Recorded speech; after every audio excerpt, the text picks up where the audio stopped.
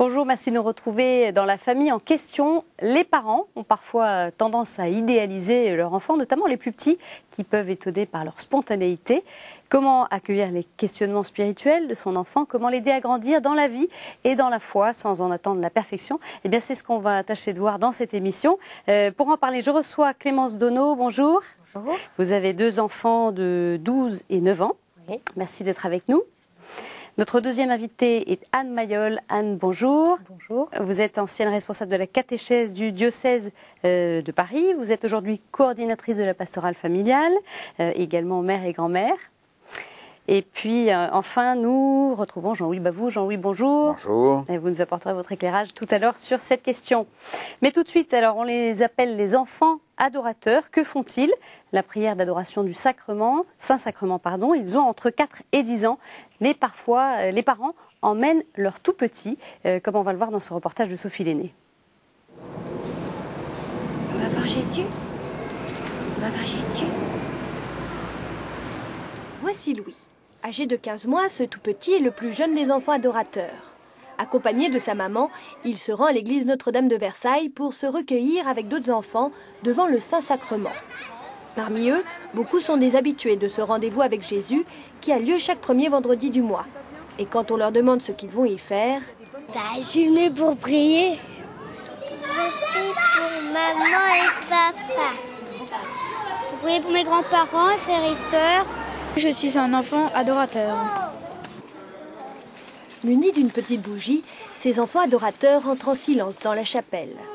Aujourd'hui, ils sont près d'une trentaine à s'agenouiller devant le Saint-Sacrement. Plus ou moins recueillis, ils vont pendant près de 20 minutes prier, chanter et lire des intentions de prière. Nous te prions pour ceux qui sont seuls. Apprends-nous à les voir et les inviter à jouer avec nous. À leur côté, des mamans accompagnatrices les guident dans ces moments de recueillement. Puis, pour clore cette rencontre personnelle avec Jésus, les enfants se prosternent devant l'hostie. À la sortie de l'église, distribution de bonbons, un rituel que les enfants connaissent bien. Petits et grands semblent enchantés d'avoir rendu grâce à Dieu. Quand je viens l'adorer, ça change mon cœur. Et donc je suis plus gentille, plus généreux. Et l'amour qu'il me donne, je le partage un peu avec les autres, ceux qui en ont plus besoin.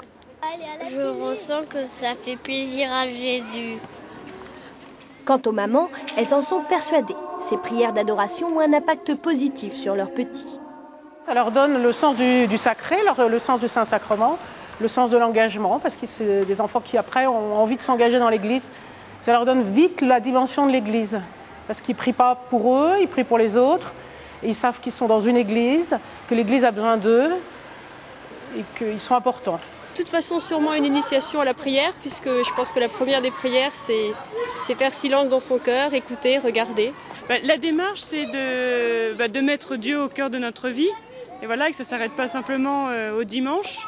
Et puis que ça fasse aussi partie de l'école, de sa vie à lui de tous les jours. C'est-à-dire de se retrouver avec des grands aussi qui témoignent, des CM1, CM2 qui regardent un peu avec admiration, prier, donc c'est des modèles aussi qui peut suivre après. Mais alors, ces moments d'adoration transforment-ils ces bambins en enfants modèles? On va dire que l'effet n'est pas instantané. J'ai moins envie de faire des bêtises. Et que j'ai de plus en plus envie d'aller au ciel. Chacun a ses défauts, donc voilà, mais même si on prie et s'il nous change le cœur, on a toujours des défauts. On n'est tous pas des saints, mais on essaye à peu près tous de l'être. Peut-être pas des saints, mais en tout cas, une chose est sûre, des enfants bien préparés à rentrer dans la maison de Dieu. Alors Clémence, une réaction sur ce qu'on vient de voir, d'entendre? Qu'est-ce que vous en pensez, vous, de cette démarche? Je trouve qu'elle est excellente, parce qu'effectivement, ça leur donne une dimension différente de l'Église. Ça les rapproche plus au quotidien de Dieu. Ils ne voient pas le ciel et les prières au bon Dieu que le dimanche. Ils les voient pas du tout comme une corvée. Et ça, c'est un grand pas pour les enfants. Et vous avez eu l'occasion avec vos enfants de vivre cette expérience-là ou non? Non. D'accord. J'ai pas emmené mes enfants adorer le Saint-Sacrement, mais c'est une idée que je compte creuser. Ça peut donner des idées. Anne Mayol, alors, pourquoi la prière d'adoration, et notamment chez les tout petits? On a vu en début de reportage le petit garçon qui a 15 mois. Ça sert à quoi? Qu'est-ce que vous en pensez? Ça sert à quoi? C'est peut-être pas la question. C'est pas que ça serve ou que ça serve pas. Je crois qu'il y a un lien à l'Eucharistie. De toute façon, le Saint-Sacrement est quand même issu de l'Eucharistie.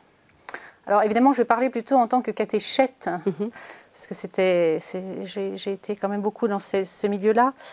Le petit garçon de 15 mois, enfin c'est un garçon et une fille, c'est formidable qu'il voit sa maman prier. Et c'est plus par ce biais-là. Voilà, et qu'il soit avec sa maman et qu'il pressente que là, il y a quelque chose qui est de la paix, du silence, de la relation. Maintenant, c'est évident que je crois qu'il faut être très vigilant quand même sur le lien à l'Eucharistie.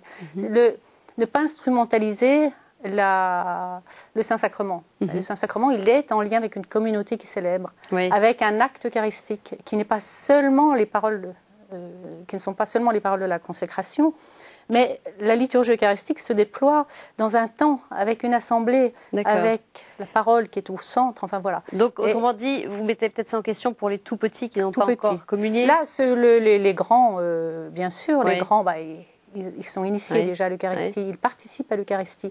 Et c'est un prolongement tout à fait bénéfique, hein, ça, c'est évident. Mais pour les tout petits, je ne sais pas ce qui se passe dans leur tête, en fait. Et surtout, il y a une question qu'on peut se poser, est-ce que l'enfant, qui par nature aime bien bouger, a besoin de se dépenser, et là, de se retrouver comme ça en silence, immobile, est-ce qu'il peut? Est-ce que c'est pas un peu contre nature?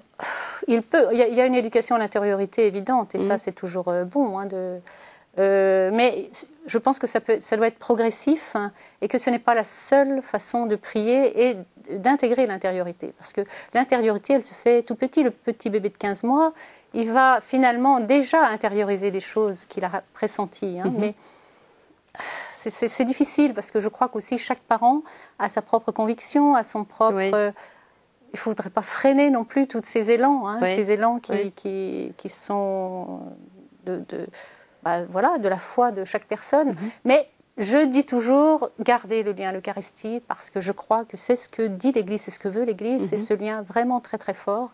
L'Eucharistie, ce n'est pas seulement le Saint-Sacrement, même si c'est la présence réelle du Christ, c'est aussi une assemblée, c'est aussi une parole vécue en Église qui est donnée, qui est méditée, qui est consacrée, voilà. Clémence, alors, est-ce que vous pouvez nous raconter un souvenir ou un ou deux des premiers questionnements spirituels de vos enfants? Qu'est-ce que vous avez en mémoire? J'ai une petite histoire adorable. C'était pas ma fille, c'était ma filleule qui avait 3 ans, que j'ai emmenée à la messe et que je prenais sur les genoux après la communion. Et je lui ai demandé, parce qu'elle ne comprenait pas très bien ce qui s'était passé, etc. J'ai essayé de lui expliquer et je lui ai demandé d'essayer de donner son cœur à Jésus. Alors elle m'a regardée avec ses grands yeux bleus. De quoi vous parliez? Elle n'avait pas l'air de très bien comprendre, donc je lui ai expliqué par des mots plus simples, en essayant de demander à Jésus, de lui dire merci pour toutes les bonnes choses qu'elle avait eues, des bonbons, des petites choses qui font plaisir aux enfants. Et puis je me suis recueillie un instant, j'avais toujours ma filleule sur les genoux, et elle m'a pris le bras, elle m'a secoué le bras et elle m'a dit « Ma reine, j'y arrive pas ». Elle s'imaginait peut-être un monde autre, ailleurs, qu'elle n'arrivait pas à atteindre. C'était vraiment... Mais elle a 22 ans aujourd'hui et elle s'en souvient encore. Ça m'avait beaucoup touchée. Et du côté de vos enfants, vous avez un peu du côté de mes enfants, mon fils, dimanche dernier, à Saint-Léon, qui a 9 ans, votre fils? Qui a 9 ans, voilà, qui a fait sa première communion l'année dernière, en juin dernier, pardon. Et il y avait un jeune prêtre qui était là, qui était très très grand. Et Albéric m'a parlé un petit peu dans l'oreille en me disant « Maman, il y a un prêtre qui est très très grand. Alors je lui dis, oui, il est comme ça, c'est la nature humaine. Il me dit, mais je crois qu'il est plus près de Dieu comme ça. Donc je pense qu'il a une image de Dieu là-haut dans le ciel, qui n'est pas ailleurs. Ils se font une image d'un autre monde qu'ils adorent un peu quelque part avec leur cœur et leurs mots, quoi. Anne-Mayol, la spontanéité de l'enfant est surprenante, elle peut être aussi un peu déroutante en fait. Elle vient vraiment du cœur, je pense que ça c'est très important d'entendre la spontanéité des enfants. Parce que c'est ce qui sort de leur cœur, il n'y a pas de barrière pour un enfant. Hein. Et un enfant n'a pas toujours les mots non plus pour conceptualiser. D'ailleurs, avant 7 ans, c'est difficile. Hein. Donc il va dire ce qu'il constate. Voilà, comme vous dites. Un prêtre très grand, mais il est forcément plus près de Dieu, puisqu'on lui a dit que Dieu était au ciel, donc forcément. C'est mathématique. Oui, c'est ça. Et c'est très concret. Un enfant est très concret. Il y a un côté un peu premier degré, en fait. Voilà, tout à fait premier degré. Mais en même temps, il arrive aussi à intérioriser et à avoir un sens du symbole très fort, mais il ne peut pas l'exprimer par les mots. D'accord. C'est là où c'est déroutant, c'est qu'il peut vivre des choses intérieurement très intenses, mais il ne saura pas mettre les mots dessus. C'est-à-dire qu'il va les vivre, tout simplement, mais sans que nous-mêmes puissions avoir accès à cette intériorité dans la mesure où il ne sait pas... Et finalement, comment accueillir un peu ces fulgurances-là, ces petites phrases comme ça d'enfants qui sont touchantes? Peut-être simplement en les recevant, comme une innocence finalement qui traverse un petit peu tout l'espace et qui rejoint la nôtre en fait. Parce que si elle nous étonne et si elle nous émerveille, c'est bien parce qu'en soi, on porte aussi ces traces-là. Mais nous, on a mis beaucoup de strates, de raisonnement au-dessus de tout ça. Et quelquefois, voilà, on n'est pas tout à fait spontané comme peut l'être un enfant, c'est vrai.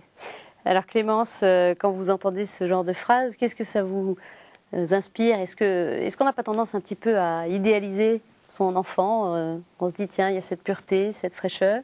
Je pense que les enfants sont effectivement très frais et leur spontanéité nous aide, nous, quand on peut avoir des soucis ou des peines. Et ils sont tellement concrets que parfois ça nous ramène, nous aussi, à la réalité. Oui. Une expérience vécue il y a quelques années, j'ai perdu ma mère et c'est grâce à mon fils qui à l'époque avait 5 ans, par ces petites phrases, il m'a remonté le moral en me disant par exemple qu'il ne fallait pas que je pleure parce qu'il m'a dit mais bonne maman là-haut elle t'entend, elle te voit donc elle ne serait pas contente si elle te voyait pleurer, donc il ne faut pas que tu pleures. C'est totalement concret et leurs mots sont parfois un excellent baume au cœur, quoi. Oui. Voilà. Comment est-ce qu'on peut expliquer justement peut-être cette clairvoyance parfois de l'enfant ou un espèce de 6e sens, Anne-Mayol, qu'a l'enfant qui peut percevoir le chagrin d'une mère? L'enfant prend contact avec le monde avec ses sens. Ce n'est absolument pas par l'intellect. Un petit bébé il prend contact avec sa mère par les sens. Par la tétée, par les caresses de sa maman, par les soins qu'elle lui apporte. Donc c'est un sensitif. C'est-à-dire que c'est les sens qui vont se traduire petit à petit, qui vont prendre sens. C'est-à-dire que c'est pour ça que c'est difficile. Les sens vont donner une signification aux choses. Voilà. Et c'est là où l'enfant va prendre contact avec cette réalité. Alors la réalité va être bonne et paisible, ou elle va être agressive et dangereuse. Selon le contact qu'on va lui donner avec cette réalité-là. Mais il n'élabore pas encore de pensée par rapport à ça. C'est-à-dire qu'il va s'imprégner. C'est pour ça que c'est très très important, cette petite enfance, que le mot et l'ambiance, j'allais dire, soient le même. C'est-à-dire qu'une voix douce, eh bien, c'est quelque chose de rassurant, c'est une réalité rassurante. Mais si vous faites un coup bas à un enfant avec une voix douce, il ne sait plus où il en est. C'est-à-dire qu'il va être agressé d'un côté et en même temps, je crois qu'il faut que la réalité soit unifiée. Pour l'enfant, c'est très important. Alors, vous parliez tout à l'heure de l'innocence de l'enfant. On parle souvent de la pureté d'un enfant, mais ce n'est pas une expression qui est un peu galvaudée? Je ne sais pas. Disons qu'il y a une innocence quand même chez l'enfant. Qui est réelle. Parce que, oui, qui est réelle. Mais innocence ne veut pas dire non plus pas. L'enfant porte en lui déjà pas mal de choses. Hein. C'est-à-dire que dans son développement psychique et dans son développement tout court, il va passer par des phases narcissiques, agressives, d'égocentrisme, etc. Ce qui est tout à fait normal. Mais ce n'est pas pour ça qu'il n'est pas innocent. Ce n'est pas de son propre fait. Il n'est pas narcissique en disant « je ramène tout à moi ». Il faut, pour qu'il puisse se développer, qu'il puisse s'asseoir sur un jeu, JE, hein, qui soit solide, il faut qu'il prenne conscience de lui-même et qu'il soit narcissique à un moment donné. Voilà. Mais ce n'est pas un défaut, ce n'est pas un péché, ce n'est pas quelque chose qui touche à son innocence. C'est quelque chose qui va le construire. Nous, parents, eh bien, on doit être là pour étayer cette construction, pour ne pas le laisser aller trop loin dans des phases qui ont besoin, justement, il faut sortir de ces phases narcissiques, égocentriques, etc. Il faut que l'enfant grandisse. D'accord. Parce que, vous voyez, les cours d'école, il y a quand même... ça y va, la violence, là. Oui, coups, c'est on se tire les cheveux, on se donne des coups de poing. Oui, tout à fait. Donc ça, l'enfant se confronte à l'autre. Hein. Ça fait partie aussi de son développement, ça. Voilà. Alors, évidemment, on ne peut pas non plus juger complètement un tout petit de 3 ans et un enfant de 10 ans. À 10 ans, il sait, s'il fait un croche-pied à son copain, ce qui va se passer. Un enfant de 3 ans, on peut lui laisser le bénéfice du doute. Voilà, on va dire qu'il y a... Mais il faut qu'il se confronte à l'autre. Et il y a la phase d'opposition, même aux parents. Quand un enfant dit non, ça lui permet de prendre conscience que justement, il est dans son rôle d'enfant, de se construire lui-même. Clémence, est-ce que les enfants ont parfois joué, vos enfants, avec cette spiritualité, sachant que ça pouvait vous faire plaisir, que c'est forcément toujours un peu flatteur quand on voit son enfant qui prie, qui suit un petit peu ce qu'on lui dit à ce niveau-là? Est-ce qu'ils se sont un petit peu infiltrés dans cette brèche-là ou pas vraiment? Un petit peu parfois. Mon fils... Vous avez un exemple? Mon fils à la messe de temps en temps, c'était surtout avant qu'il ne fasse sa première communion, où il avait été quand même bien briefé et bien préparé. Quand il était un peu agité et qu'il faisait un peu le singe, ou qu'il avait trouvé un ami derrière, 3 rangs derrière, et qu'il faisait des grimaces, si je le surprenais sur le fait, il se retournait immédiatement et joignait les mains, l'air de dire « j'ai rien fait ». Mais voilà quoi, donc il y avait un petit clin d'œil et puis ça passait, mais ils ne se sont pas beaucoup, ni l'un ni l'autre, cachés sous le joug de la prière. Ça permet d'aplanir un peu les choses, hein. On a moins envie de gronder. On ne gronde pas. on fait un petit clin d'œil et puis on en reparle après s'il faut. Si vraiment il était très très agité, mais j'aime beaucoup après la communion faire une petite prière avec mon fils pour quelqu'un. Et là, il a une concentration qui est assez étonnante. Il peut passer d'un sourire avec celui ou celle qu'il a croisé sur le chemin de la communion et puis se concentrer sur sa prière avec moi. Donc il y a tout un apprentissage. Et alors cet apprentissage, l'éveil spirituel, ça démarre à quel âge, Anne Mayol? Tout petit. Tout petit. La maman qui emmène son enfant parce que elle adorer, c'est très bien. Il ressent un petit peu les choses au travers de sa maman. Oui, tout à fait. Mais tout petit, les parents qui finalement bercent leur enfant avant de dormir à 1 mois, 2 mois, ils peuvent le confier au Seigneur, ils peuvent lui faire une croix sur le front. Ils sont dans... Il y a une bénédiction, c'est comme s'ils le plongeaient un peu dans une bénédiction commune. L'enfant va s'imprégner de tout ça. Hein. Il faut penser que l'enfant, c'est vraiment, il prend contact vraiment avec tous ses sens. Et spirituellement aussi, il n'est pas fait autrement, hein, il est fait d'une seule pièce. Et spirituellement aussi, il va développer sa vie spirituelle parce qu'il verra ses parents, il sentira que c'est quelque chose qui se passe et qui est bon. Et à partir de quel âge est-ce qu'il a un petit peu conscience de la présence de Dieu? Quand est-ce que ça devient un peu plus concret dans son esprit? Je ne mets pas d'âge. Non, je ne me risque pas à mettre de l'âge parce qu'un enfant qui a été baigné dans cette vie spirituelle de ses parents, de l'Église, c'est comme naturel. Pour lui, c'est naturel. Je dois dire dans ma carrière, on va dire ça comme ça, mon expérience, je n'ai jamais connu un enfant avant 7 ans qui doute de l'existence de Dieu. D'accord.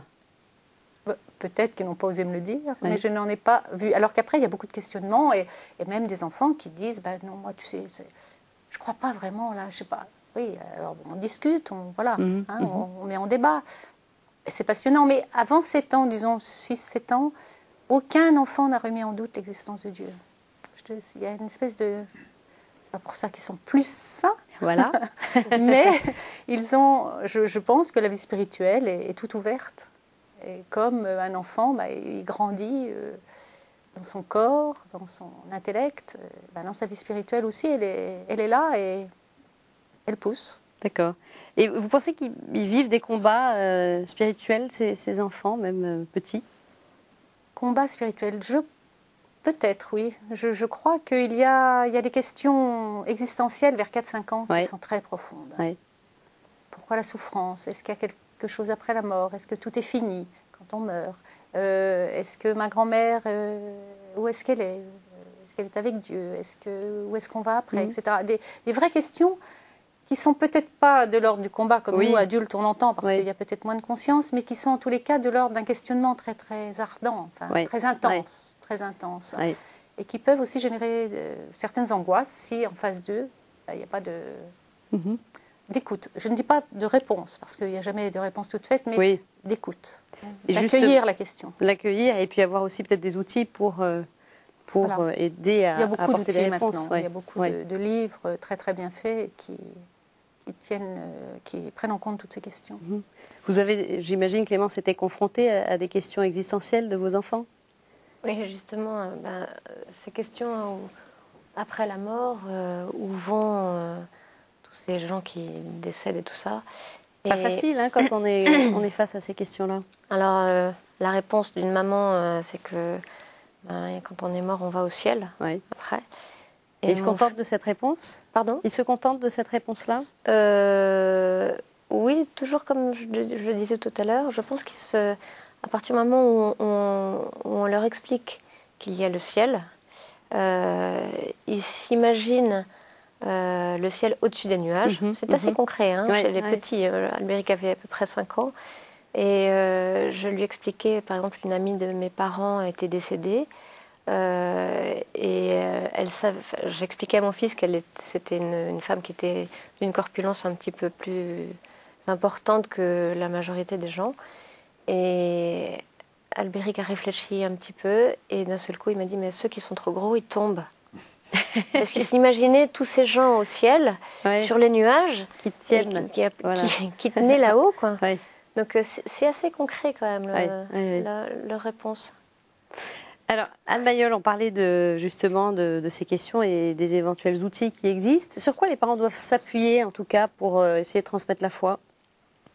Avant d'avoir des outils, il faut qu'ils s'appuient sur eux-mêmes, sur leurs propres ressources. Parce qu'un enfant ne croit que celui qui est en face de lui et qu'il aime. C'est-à-dire que ça va être d'abord une mobilisation des ressources parentales. Je crois que les parents sont tout à fait capables de dire ce qu'ils pensent, ce qu'ils croient, même s'ils sont hésitants. Ils peuvent dire qu'ils sont hésitants et qu'on cherche ensemble. Alors après, évidemment, il y a quelques petits codes. C'est-à-dire que, comme vous disiez, l'enfant est concret. Donc respecter un petit peu ces codes de l'enfance, du concret, de la prise en compte de la réalité par les sens, les 5 sens, etc.